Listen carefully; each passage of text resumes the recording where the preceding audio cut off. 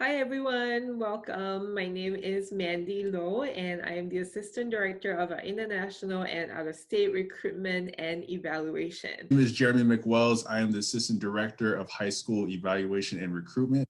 Hi everyone, my name is Donna Perez. I'm one of the transfer admission counselors with UC Riverside. Hello, my name is Gabriel Hernandez III. I'm the out-of-state admissions counselor at UC Riverside. My name is Eddie Ramirez and I'm a transfer admissions counselor at UC Riverside, and you're watching Choose UCR.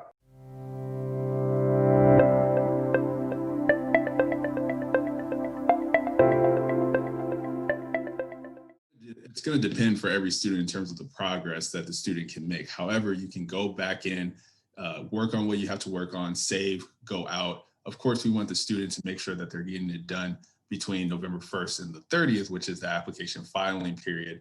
But it really is just going to be dependent on the flow of each particular student. It's very user-friendly, like I said before, in terms of the application. We just want to make sure that we are completing that before November 30th.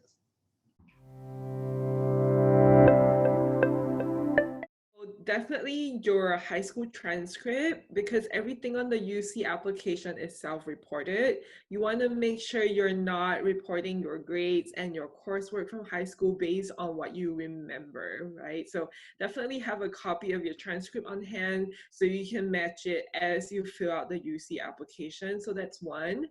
If you are an international student and if you have already taken your English proficiency exam, something like TOEFL, IELTS, or Duolingo, you definitely also want to have a copy of that exam report so that you can report your grades accurately, including the test date and exam date. There's no limit in terms of the amount of campuses that you can apply to. And I would also add that you want to make sure that you're doing your research on each campus. You know, maybe one campus is more suited for you than the next. So you want to make sure in terms of the location, is it in a location where you feel you can thrive and thrive in? Is it a campus culture that you'll be able to appreciate? The size of the campus? All of those factors should go into the selection process of each campus, but certainly you can apply to all campuses. There is no cap. Once you complete and submit the UC application, it is pretty much frozen. There are a couple edits you can make, but for the most part, everything is frozen at the point that you submit it. If you have any updates or edits you need to make, you can contact each campus that you apply to. Some campuses have application update forms that you can submit that update through, or you can just email whatever point of contact they provide on their website to provide the update to them as well. If you ever have any particular questions regarding the UC application, you could actually reach out to the UC Application Center, or you could reach out to us as admission counselors in case there's a particular question on the academic history or just a general question about how to fill in the general information. If there are financial hardships, you can contact Apply UC to see if you qualify for any fee waivers. However, if you have fee waivers from your high school that are from College Board or from NACAC, you can use those fee waivers towards the UC application. Certainly reapply if you decide to not go through the application and admission process. You can certainly do that, but just keep in mind it would have to be a reapplying when it comes to that particular situation. So you have to reapply as a freshman, and just also keep in mind that you will be competing with the new group of students that would apply that following year. So maybe that particular year, the parameters of the cohort that would come in are going to be, different than the ones that are going to come in next year. So as long as you understand that you're going to be competing with a different group of students, then you can certainly reapply the following year as a freshman. Keep in mind also that students that have not taken any college courses are going to reapply as a freshman. If you happen to take college courses in between that time, then you would apply as a transfer. Your application information is only specific to high school. So we are not looking at any elementary or middle school. Middle school is limited. We do ask about it. If you had taken geometry, for example, algebra in middle school, or had taken a language other than English within a level 1 or level 2 in middle school, then you could report that. but elementary is not something that we're looking at. It's specifically high school. We have our CHAS undeclared major and our CNAS undeclared major, and that's one of our top 10 most popular majors to go ahead and apply to. The undeclared majors do give you an opportunity to kind of do a little bit of window shopping, if you will, check to see what subjects and what disciplines that you would be interested in order to commit to for the rest of your collegiate career. So we do have that awesome opportunity to kind of just see what the waters look like, if you will, at UCR, and also choose a major at your pace. So that could be a great option for students, and certainly one of our most popular options for students. Yeah, so you would actually need to start a new application, although there is a record of an old application on your account. And the reason for that is because you would need to update us with any new information. So if you had started taking classes at another college or university, or what you had done in that gap year needs to be explained. It is only available in English. So if you're trying to complete it and you have struggles completing your application, don't be afraid to reach out to your counselor or us here at the UCs.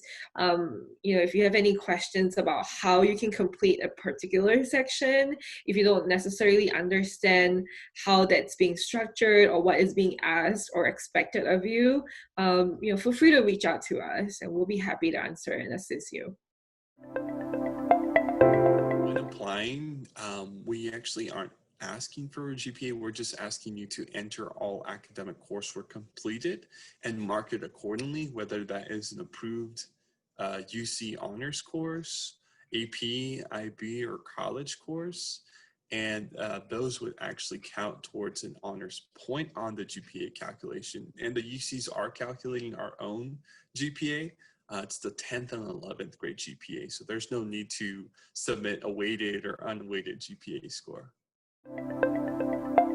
It certainly does. We definitely want to make sure that you are not, number one, going over the filing period allotment of time, which is going to be after November 30th. Please do not wait until November 30th at 11:50 to start getting your things together. We want to make sure that you are really being as proactive as possible and using the entire application filing period to get your work done and submit that application. But after November 30th at 11:59, unfortunately, that deadline will be met and you will no longer be able to submit that application. So technically it doesn't matter towards the overall evaluation. However, you want to put your best self forward. So we want students to proofread their personal insight responses before submission, making sure that they are grammatically correct and syntax sound as well. UC application is a smart application, so if you indicate that you do not have a social security number, it will prompt you on how to answer accordingly, and it will prompt you to provide a specific number. So just make sure to answer accordingly on the UC application. So if you are applying in August through November, the application would be for fall. And typically if you're applying as an incoming freshman, you would be an incoming fall student. However, transfer students do have the option of applying for winter, and the submission would actually be during the summer. So it would actually be in July to submit. So freshman students are students who are coming out of high school. If you're coming in as a transfer student, you're most likely applying from a community college or from a four-year university, wanting to transfer with at least a minimum of 60 semester units or 90 quarter units. We do have some students who are on the dual enrollment program in high school and also taking college level classes. So in that case, because you're still in your senior year of high school, you would technically be considered a freshman student when you're applying to the UC system, but with advanced college credits. We are not giving out extensions, and we're not accepting late applications. And the belief there is that you have a lot of time throughout the whole entire month of November, and the UC application has been open since August. So we've really given a decent amount of time for students to get that application done. So once again, going back to what I mentioned earlier, November 30th, 11:59 on the dot will be the deadline. And if it moves forward beyond that time, unfortunately, we will no longer accept that application. UCR's minimum GPA requirement for domestic students is a 3.0, and that for non-resident students is a 3.4. Because those are just the bare minimum in order to meet eligibility. Every student applying to UCR should try to do much better than that. Our class of 2023 has an admitted GPA, a cap weighted GPA of a 3.74. So that kind of gives you an idea of the kind of GPA that we are looking for here at UCR. You will have to only if you have not complete 3 years language of instruction in English.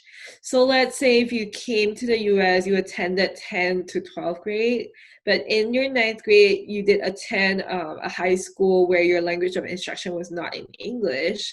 For example, if you came from China and your high school in China was being instructed in Chinese in your 9th grade, you came to the US, you did 10 to 12 because you have 3 years or more language of instruction in English, you do not have to send us your proficiency exam, right? So if you do not have 3 years, then you will have to submit an English proficiency exam like TOEFL, IELTS, or even Duolingo. We started taking Duolingo this year, and that's for fall of 2021 cycle only. We have not decided if that's going to be approved for 2022, but for students applying for next year's fall admission, that is perfectly acceptable.